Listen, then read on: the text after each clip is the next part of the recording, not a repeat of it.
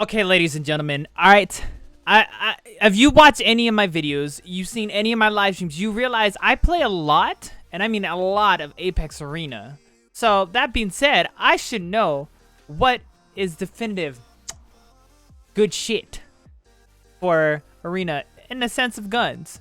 So that's what I'm going to do for you guys today, alright? We're going to be doing the gun tier list for Apex Arena Season 9. Let's get into it. Alright, so we have our tier list here. We have it from S to A, B, C, D. We're not doing no F tier because I'm just like, I don't feel like anything's a complete F tier in Arena.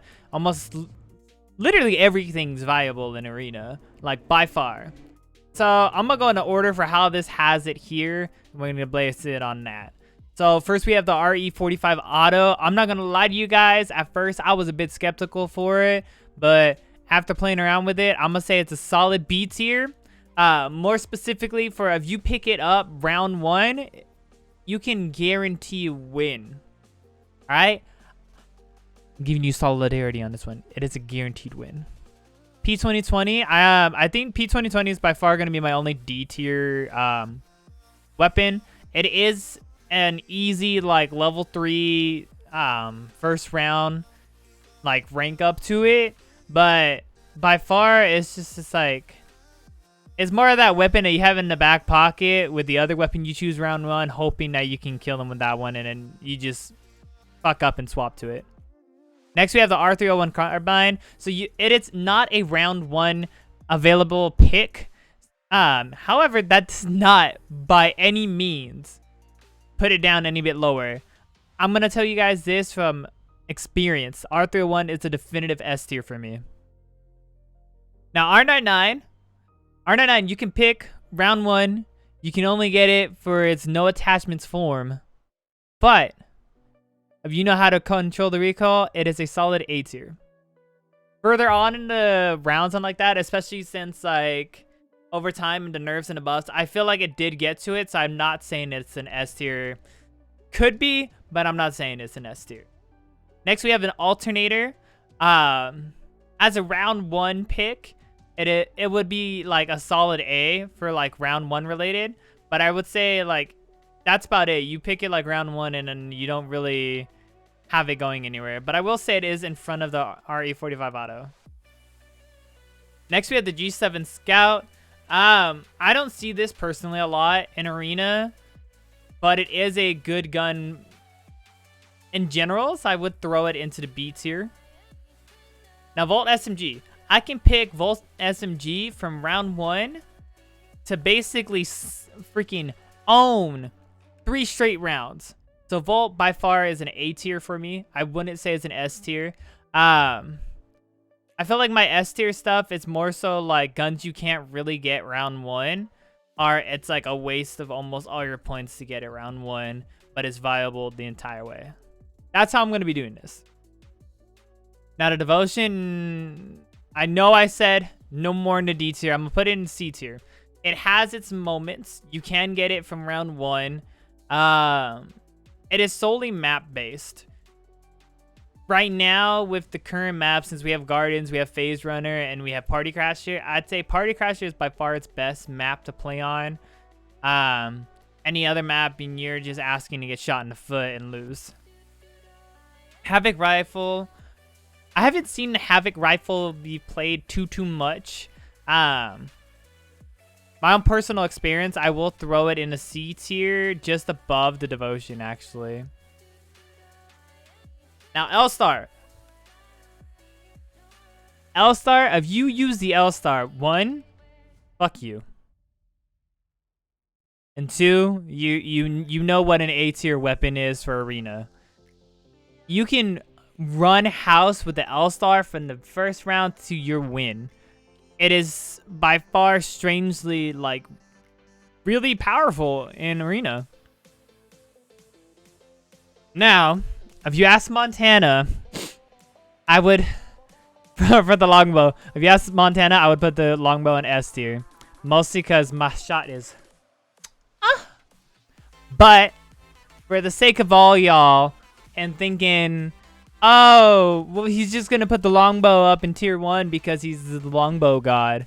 But I'm not. I'm actually going to put it in a B tier because I'm considering all of you who are watching this video, all right?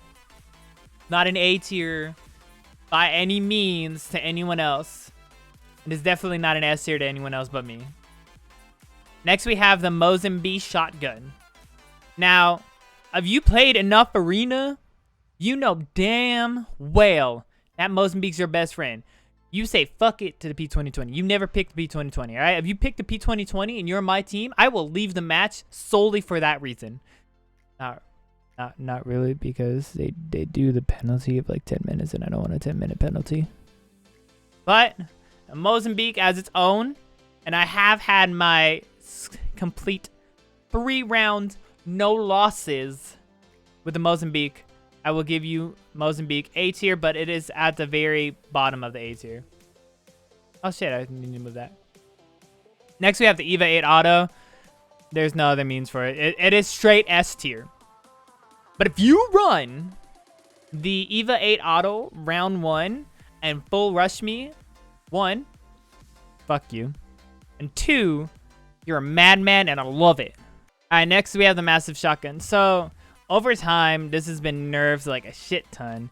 And where it sits at now, I would say in the sense of shotguns, and it's going to be weird to put this below the Mozambique, but I'm going to put it just above the Alternator and B tier. Hate me all you want in the comments, debate it all you want in the comments. I don't care. That's my pick. Next, we have the Peacekeeper. Much as y'all think the Peacekeeper is godly, it doesn't go anywhere higher than A tier for me. I know this is like showing from like season 8 how it is, so it's not actually a care package weapon. Yeah, because you can pick literally every weapon minus like 3 in Arena. But yeah, but shotgun wise, I don't think it goes anywhere past A. Definitely above Mozambique. If you hit your shots and you hit most of your pellets, it's definitively your oof gun. Now, Prowler, in the case of Arena, it is by chance if you get it in the care package. You're not guaranteed one. Usually they pop up in sudden death rounds. So if you don't pop into a sudden death round, it's not really there. But in the sense of it being a care package weapon, it does fall into the S tier. That being said, it also goes to the same for the Kraber. Those two, it's like, it's unfair to like say, oh, let's put them in different areas. But it's just like, those guns are almost always S tier for me in that case when it comes to the BR Arena, which we're talking about. So, yeah. Now, the Sentinel. I have a love-hate relationship with it. I don't like the consistency on where shots land. I don't get as many nice flick shots as I do with the longbow, but that's just because I haven't played enough with it. But for all you Sentinel lovers, I will put it right above the Volt SMG for my take, an A tier. Now, Charge Rifle. Most little bitch gun in my mind. Alright? Use it at any point. In BR and in Arena, I hate you. I don't love you. I've had too many matches where people on Phase Runner will specifically go to the opposite side of the map just to Charge Rifle me. I'm gonna say it. I hate the gun, but it's a decent gun. I'm going to put you all the way in C tier, though. Because fuck you, Charge Rifle users. Now, this gun you cannot buy, but you can only get in a care package. But the Triple Take does not, by any chance, go into S tier. For me, it doesn't even go into A tier because of how, like, few times you get it. I would say it would be the top of the B tier. Is it a fun gun to use? Yes. Do you get to swap optics? Hell no, which makes it that much lower for me because you do have to deal with the optics that it gives you when you do get that care package. Now, we're reaching the last 5 weapons here. And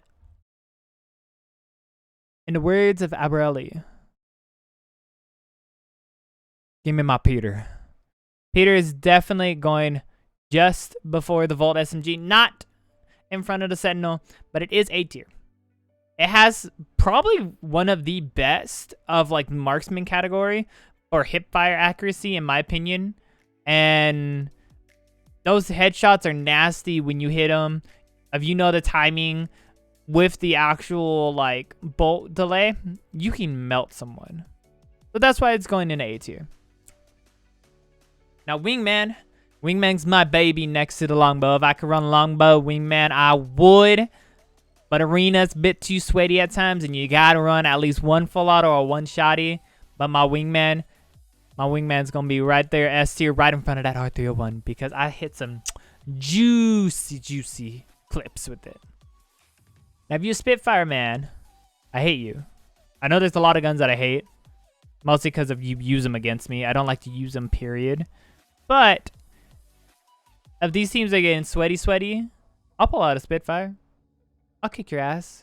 I'll hold that R2 down, and I will not let go until I destroy you. Alright? But, for the sake of the list, we're putting it in A tier. I will say it's in front of the Sentinel. Just because of the... I mean, it's not fair because it's an LMG, but mostly because of the ammo capacity. Now, here's a strange one. Because this, the Hemlock has gone through its ups and downs over the seasons. Season 9, it's in its like worser state, but it is a decent to good gun. But I will put it above the Scout in the B category. I'm sorry for all you Hemlock lovers. Don't hate me in the comments. I mean, you can debate if it should be A tier, but that's about it. And last, but definitively not least, the gun that has changed my mind over the course of these 9 seasons. The cream of the crop of the AR category. If you want to sweat your dick off and melt people, this is your go-to gun. And from the eyes of my own, Montana, the flatline god, I prompt to put the flatline above all else in the S tier. I'm sorry, Kraber, you're going back there. And that's my list, you guys. If you want to debate me, you can in the comments down below. I'll feel free to take your opinions. Maybe I'll remake the list next season. Who knows? All right. So, peace and love. Peace.